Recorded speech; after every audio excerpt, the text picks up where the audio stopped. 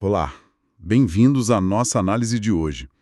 O material que a gente tem em mãos nos joga de cabeça na arquitetura do nosso próprio corpo. Mais especificamente no membro superior, né? No nosso braço. Exatamente. A missão aqui é mapear essa jornada, sabe? Desde a clavícula até a pontinha dos dedos. A ideia é entender como essa estrutura toda se conecta e por que ela nos dá essa amplitude de movimento que é, assim, impressionante. Isso. E o legal é que o foco não vai ser só em quais são os ossos, mas no porquê. No porquê eles são organizados desse jeito. Exato. O que isso significa para nossa função no dia a dia. Desde as coisas mais brutas até as mais delicadas. Ótimo. Então, para começar, a primeira coisa que me fez parar para pensar na leitura foi a distinção que a fonte faz logo de cara. Uhum. Esqueleto axial e esqueleto apendicular.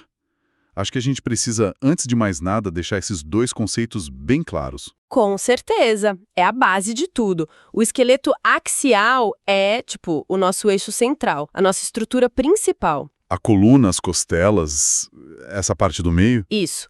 Coluna vertebral, costelas e o externo, que é esse osso chato bem no meio do peito. É o nosso pilar de sustentação, sabe? A nossa viga mestra, então. Perfeito.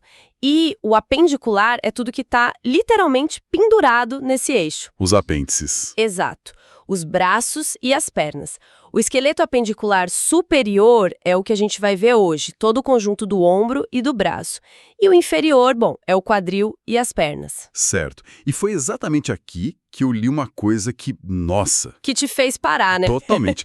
Me fez voltar e ler de novo, porque parecia muito contraintuitivo. Deixa eu adivinhar. A conexão única. Essa mesma. A fonte diz que o nosso braço inteiro, com toda a força e complexidade, se conecta a esse chassi do corpo em um único ponto de articulação. Um só. É isso mesmo. Parece loucura, mas é um dos pontos mais geniais do nosso design. Mas como assim? Um ponto só para segurar tudo que a gente levanta, tudo que a gente faz? É uma conexão única, óssea e direta. É a articulação externo-clavicular. Externo-clavicular. Isso. É bem ali onde a ponta de dentro da clavícula, aquele osso que o pessoal chama de saboneteira, sabe? Sei. Onde ela se encontra com o externo. É uma articulação pequena, mas é a única ponte óssea entre o braço todo e o resto do esqueleto. Mas isso não parece um ponto de falha gigantesco? Se essa articulação se lesiona, em teoria a gente perde a conexão do braço inteiro. Não seria mais seguro ter, sei lá, mais pontos de fixação? Essa é a pergunta-chave.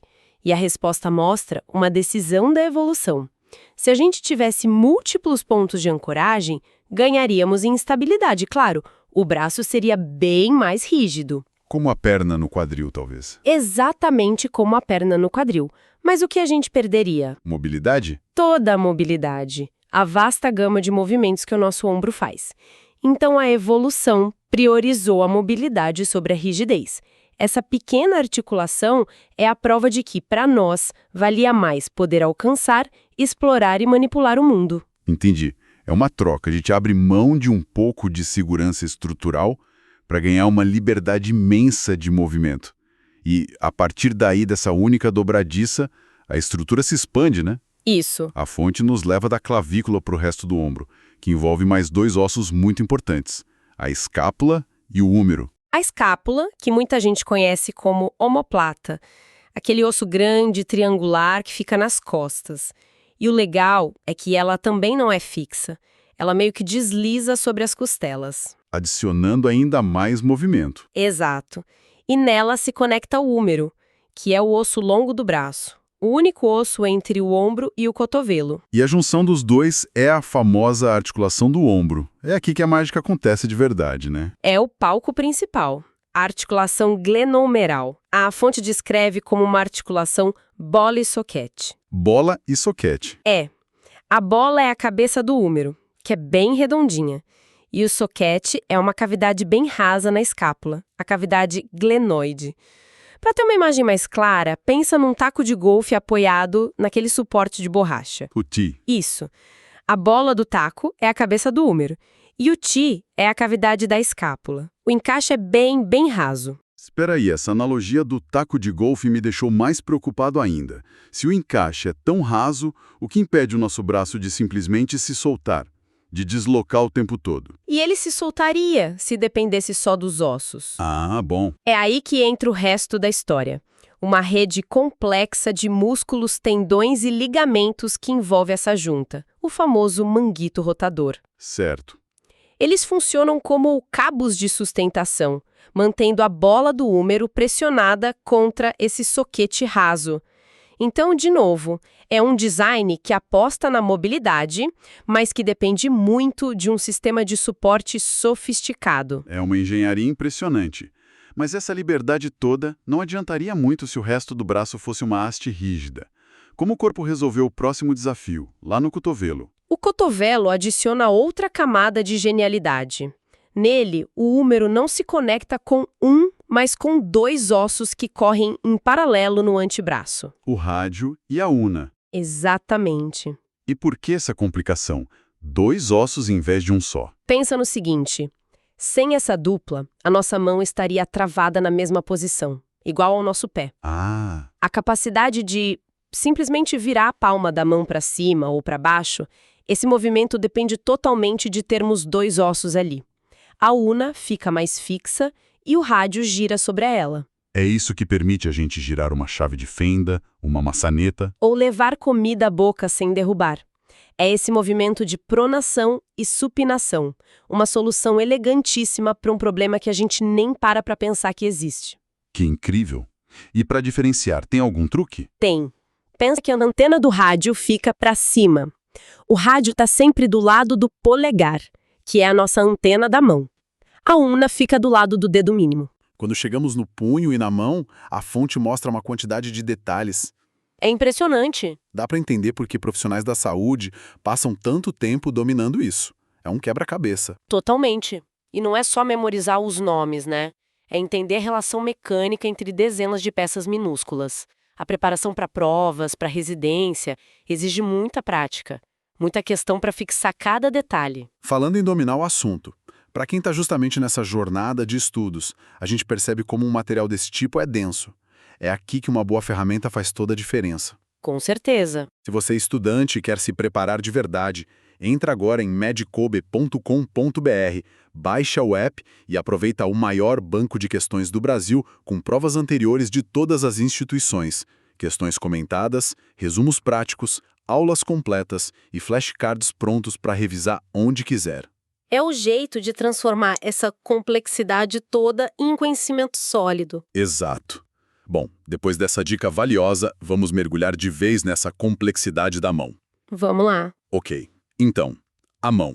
A fonte começa pelo punho, com um grupo de ossos chamados de ossos cárpicos. Sim, e não são poucos, são 8 ossos pequenos, todos compactados ali em 2 fileiras. 8 só no punho. Só no punho. A melhor analogia é pensar que eles funcionam como rolamentos de esferas. Eles deslizam uns sobre os outros. E isso dá a fluidez do movimento do punho. Para cima, para baixo, para os lados. Exatamente. É uma flexibilidade que o nosso tornozelo, por exemplo, que é construído para a estabilidade, nem sonha em ter. Faz todo sentido. E depois desses 8 rolamentos, a estrutura se abre para a palma da mão. Com os metacarpos, são 5 ossos mais longos, um para cada dedo.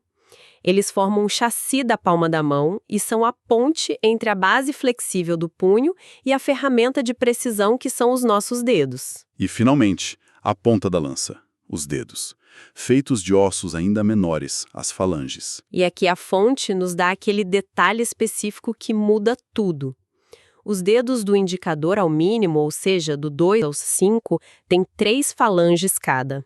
A proximal, a média e a distal. Perfeito, o que dá a eles 2 pontos de dobra, 2 juntas em cada dedo. Mas o polegar? O polegar é o rebelde do grupo. O astro principal. É a nossa grande vantagem evolutiva. Ele, o dígito 1, pensou 2 falanges. Essa estrutura mais curta e robusta, combinada com a posição única dele, é o que permite o movimento de oposição. Oposição. É a capacidade de tocar a ponta do polegar em cada um dos outros dedos. Exatamente. É o que nos dá pinça de precisão, o que permite a um artista controlar um pincel ou um relojoeiro manipular uma peça minúscula. É o que nos define de certa forma. essa orquestra de dezenas de ossos e articulações trabalhando em conjunto. É uma obra de arte da destreza. Sem dúvida. Então vamos refazer essa jornada para amarrar tudo. Começamos com um único e surpreendente ponto de conexão com o tronco. A articulação externo-clavicular. Um design que praticamente grita mobilidade acima de tudo. De lá, fomos para a liberdade quase anárquica do ombro, com sua junta rasa de bola e soquete. Equilibrada pelos músculos. Isso. Descemos para a versatilidade do antebraço, onde a dupla rádio-una nos deu o superpoder de girar a mão. E terminamos na complexidade absurda da mão. Uma ferramenta com mais de 25 ossos, projetada para manipulação fina do mundo. É impressionante. A síntese final, para mim, é que a arquitetura do membro superior é um tratado de engenharia evolutiva sobre o equilíbrio. É um balanço perfeito entre mobilidade e estabilidade. Estabilidade suficiente para a gente aplicar força. Exato. Mas uma mobilidade tão refinada que nos permitiu desenvolver habilidades que nenhuma outra espécie possui. Essa estrutura não apenas nos permitiu sobreviver, ela nos permitiu criar. É uma bela forma de colocar. Isso, sabe, levanta uma questão importante. A fonte descreve a estrutura óssea em detalhes, mas vale a pena a gente refletir um pouco. Como essa arquitetura específica influenciou não apenas nossas capacidades físicas, mas o próprio desenvolvimento da tecnologia e da cultura humana. Desde a criação da primeira ferramenta de pedra, que exigia uma pegada firme e precisa, até, sei lá, a precisão milimétrica de um cirurgião ou a destreza de um pianista. Nossa. Tudo isso depende, fundamentalmente, dessa cadeia de ossos que a gente acabou de explorar. A nossa capacidade de construir, de expressar, de transformar o mundo ao nosso redor está literalmente na ponta dos nossos dedos.